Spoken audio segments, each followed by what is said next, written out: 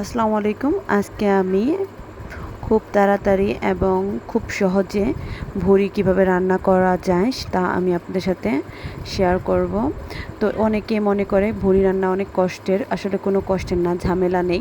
বাটাবাটি ঝামেলা ছাড়াই আমি আজকে ভুড়ি রান্না করব। তো এখানে আমি সুন্দর করে ভুড়িগুলো টুকরা করে কেটে ধুয়ে পরিষ্কার করে নিচ্ছি। ভুড়িগুলো কিন্তু আগে সিদ্ধ করে নিতে হয়, সিদ্ধ করে নিয়ে তারপরে পরিষ্কার করে কেটে ধুয়ে দিতে হয়। তো আমি এখানে প্রথমে একটা কড়াই নিয়ে নিলাম। কড়াইয়ের মধ্যে গরম মশলা, দারচিনি, এলাচ, লবঙ্গ সব দিয়ে ভেজে নিছি। ভেজে নেওয়ার পরে তারপরে এখানে আমি পেঁয়াজের পরিমাণটা এখানে আমি 1-1.5 কাপ পরিমাণে পেঁয়াজ দিয়ে দিলাম। দিয়ে পেঁয়াজটা কিন্তু আমি হালকা করে ভেজে নেব। এখানে তেলের পরিমাণটা আমি একদম সামান্য দিছি, কারণ ভুঁড়িতে অনেক তেল হয়, তাই তেলটা আমি কম দিলাম।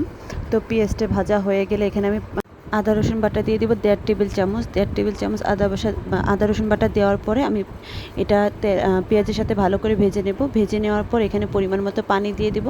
পানি দেওয়ার পর এখানে আমি লবণ স্বাদ মতো আর হলুদ আমি এখানে 1 চামচ পরিমাণে দিলাম, আর মরিচ আমি এখানে 1.5 চামচ পরিমাণ দিয়ে ভালো করে মশলাটা কষিয়ে নেব।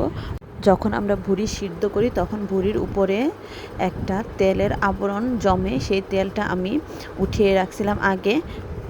যখন মশলা আমি কষাচ্ছিলাম তখন এর মধ্যে আমি সেই তেলগুলো দিয়ে দিছি। দেখেন এখন কালারটা কত সুন্দর আসছে। তো সেভাবে দিয়ে আমি ভালো করে ভুঁড়িটা ভালো করে কষিয়ে নেব।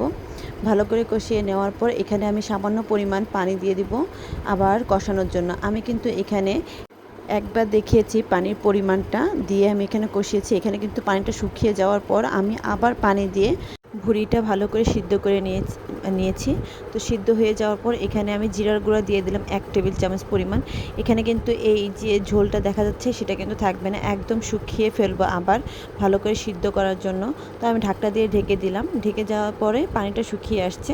তো শুকিয়ে আসার পর দেখেন কালারটা কত সুন্দর আসছে। এই পর্যায়ে আমি এর মধ্যে 1/2 চামচ পরিমাণে গরম মশলার গুঁড়া দিয়ে দেব। গরম মশলার গুঁড়াটা দিয়ে ভালো করে ভুঁড়ির সাথে মিশিয়ে নেব। এখন কিন্তু আমার রান্নাটা প্রায় শেষ। এই অবস্থাতেই কিন্তু ভুঁড়ি খাওয়া যাবে, কিন্তু ভুঁড়ি এভাবে খেলে কিন্তু বেশি একটা ভালো লাগে না। তো এই ভুঁড়িটাকে আরটু ভাজা ভাজা করলে খেতে অনেক মজা লাগে, তাই আমি এখন এটাকে একটা ফ্রাই প্যানে ঢেলে নেব। তো ফ্রাই প্যানে আমি ঢেলে নিলাম। উপরে যে তেজপাতাগুলো ছিল সেগুলো কিন্তু আমি এখন উঠিয়ে ফেলে দেব, কারণ এর ফ্লেভারটা সম্পূর্ণ ভুঁড়ির সাথে মিশে গেছে, তার কোনো প্রয়োজন নেই রাখার। তো এটা আমি ভালো করে ফ্রাই প্যানে ভাজা ভাজা করে নেব। তো ভাজা ভাজা করে নেওয়ার পরে তারপরে আপনারা খেয়ে দেখবেন গরম ভাতের সাথে ভুঁড়ি আর কোনো কথাই হয় না। অনেক মজা এবং অনেক টেস্টি। অবশ্যই অবশ্যই আপনারা বাসায় এভাবে ট্রাই করবেন।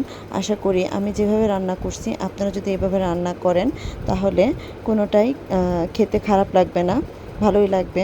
তো আজকে যদি আমার এই ভিডিওটা আপনাদের কাছে ভালো লাগে তো অবশ্যই আপনারা আমার চ্যানেলটিকে ফলো দিয়ে রাখবেন পরবর্তী ভিডিও দেখার জন্য। আর যদি আপনারা ইউটিউব থেকে দেখেন তাহলে একটা সাবস্ক্রাইব দিবেন। ভালো থাকবেন। আল্লাহ হাফেজ।